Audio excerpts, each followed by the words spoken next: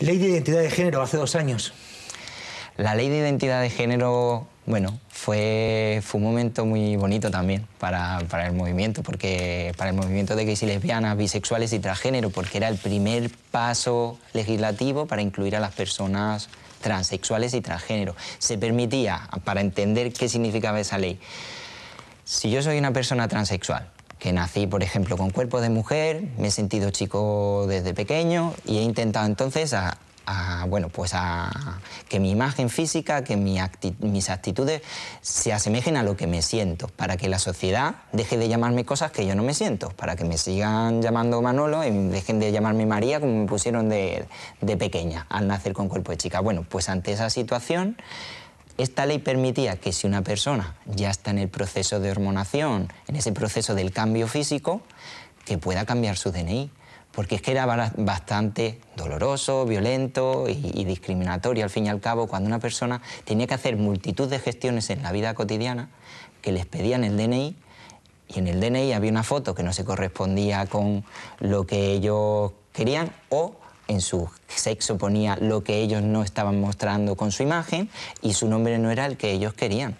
Entonces es duro pagar en un cajero, ir con imagen de Lolo y que en tu carnet ponga María, y que el dependiente se pueda permitir mirarte con desaprobación y que tú tengas que soportar eso todos los días de tu vida porque la ley no reconoce que tú tienes otra identidad. Pues esa ley por fin lo reconocía, ponía los cauces, bueno, pues es mejorable y recogió muchas de las demandas que hacíamos desde los colectivos, otras no. Pero bueno, fue un paso muy importante.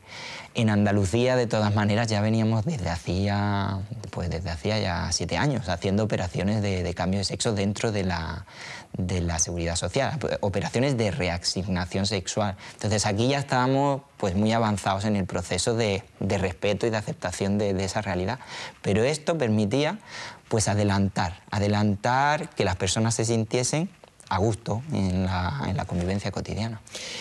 Hace tan solo un año la ley de memoria histórica también afecta al colectivo.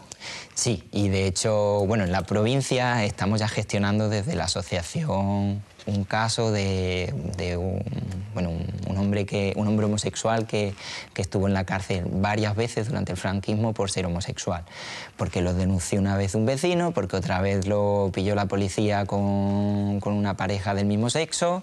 Bueno, pues lo detuvieron varias veces y siempre acababa en prisión porque existía la ley de vagos y maleantes, que luego se llamó de peligrosidad social, donde los homosexuales pues éramos delincuentes solo por el hecho de serlo. De serlo, si alguien creía que lo éramos, porque era todo bastante arbitrario.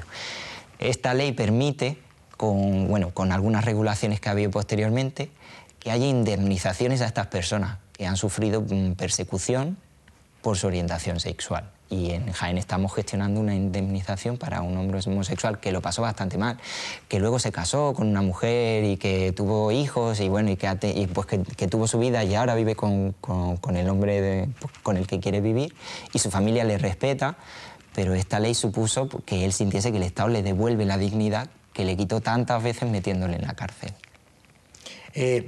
Muy brevemente, ¿hasta qué punto en aquellos años se puede hablar de persecución política o de persecución de identidad sexual? Lo digo al hilo del debate que se ha generado con García Lorca, que es el más llamativo de todos. A ver, la cuestión está en que cuando se metía en las cárceles del franquismo ya era posterior a la guerra civil. Esto era ya posterior y era en base a leyes que claramente nos discriminaban. Y cuando se metía este hombre en concreto en la cárcel era con una sentencia donde se le aplicaba la ley de peligrosidad social por lo que se le aplicaba, por ser homosexual. Entonces la discriminación estaba clara y no había ambigüedades.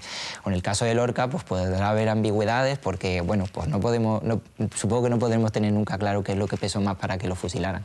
Si que era homosexual, quién era su familia, cuáles eran las ideas que tenía o qué era lo que defendía con su obra. No lo podremos saber y siempre estará ahí el debate, pero hay casos donde se puede demostrar. ¿No? En este caso está claro. Muy bien. Pasamos, si te parece, a la legislación autonómica. Año 1999. Ya ha llovido, 10 años hace, igual que colega. Ley en la que se reconoce el derecho a admisión en los locales públicos. Es que este era un problema que el colectivo teníamos desde el principio y bueno, y muchos otros colectivos. El hecho de ir a una discoteca, ir a un pub y que alguien en la entrada decida que no puedes entrar porque vas cogido de la mano con tu pareja que es del mismo sexo, porque vas con zapatillas de deporte o porque le parece que va con el pelo demasiado agitanado. Esto pasaba y sigue pasando en nuestra tierra, pero la Junta de Andalucía fue la primera comunidad autónoma y fue por tanto el primer parlamento autonómico en España que decidió dar un marco legal a esto. Y se creó una ley en donde se decía que los espacios de ocio, aunque sean gestionados por empresas privadas, si son públicos, si son de acceso público, no se puede reservar el derecho de admisión basándose en criterios discriminatorios. Y por tanto tienen que ser cosas objetivas y si no son denunciables y está muy claramente expuesto en la ley. Fue por tanto una de esas primeras leyes donde se nos decía estad tranquilos que no os pueden discriminar y que las instituciones os van a defender. Y se hablaba, bueno, pues se hablaba de diferentes argumentos por los que no se podía permitir que alguien no te dejase entrar. Era por tanto pues un primer hito y algo que en muchos lugares de España no existe y que aquí en Andalucía ya tenemos desde hace ya 10 años. En el año 2000 se produce la primera reasignación de sexo en el Hospital Carlos Haya de Málaga. Sí. ¿Por qué la Seguridad Social tiene que pagar la reasignación de sexo y no pagar, por ejemplo, los dientes? Pues ¿por qué no tiene que pagar los dientes? Yo creo que son debates diferentes, es decir, todo depende del nivel de protección social que queramos tener. No son cosas comparables porque, bueno, pues hasta qué punto hay personas que por tener un problema de dientes están dispuestas a suicidarse. Nosotros en Colega, bueno, al principio antes de estar aquí en Jaén, yo estudiaba en la universidad en Málaga precisamente y atendíamos allí en la sede a algunas personas transexuales, veías como muchas veces estaban destrozadas, como algunas habían llegado incluso a intentar mutilarse, es decir, cortarse ellas mismas el pene. ¿Por qué? Porque si tú cada vez que te levantas por la mañana y te miras en el espejo sientes que hay algo en tu cuerpo, en este caso los genitales, que no es tuyo y que te está generando multitud de problemas porque hace que la gente te trate de una forma que tú no quieres que te trate, pues es un problema. Es un problema si eso es continuado porque es desde que tienes 4 o 5 años. Entonces es algo que la Seguridad Social tiene que tener en cuenta. Hombre, si queremos que la Seguridad Social se preocupe de verdad del bienestar de las personas. Yo apostaría también para que cubra lo de los dientes y se están haciendo avances en ese tema, pero son temas completamente diferentes. Año 2002, la Ley de Pareja de Hecho.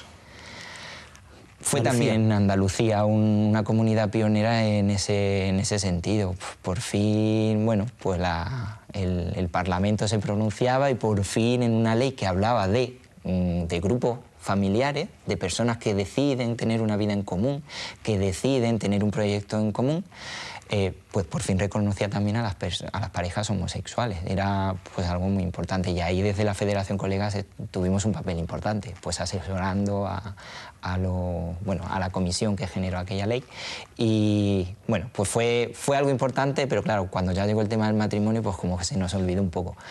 Son cosas diferentes. Está bien que exista la ley de parejas de hecho, porque no existía antes ni para heterosexuales ni para homosexuales. Entonces, crear esa ley era bueno para todos. Al llegar al tema del matrimonio era lo que a nosotros nos preocupa de verdad, porque el matrimonio sí existía para otras parejas, pero no para nosotros. Y claro, si desde chicos nos habían explicado que para ser feliz y alguien en la vida pues tenías que encontrar un trabajo, una pareja y casarte, a nosotros nos chafaban una parte porque decidían que nosotros no podíamos entrar en esa parte.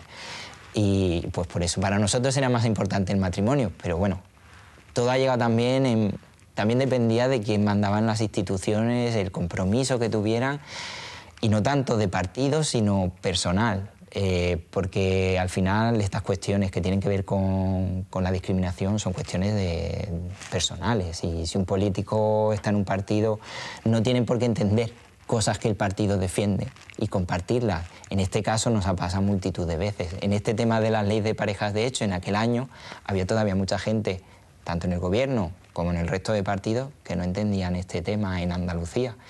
Y por supuesto no le podías hablar de matrimonio sin que dijesen, ¿qué dices? Eso en España no va a ser posible nunca. Entonces había que empezar a conseguir derechos básicos con esa ley de parejas de hecho.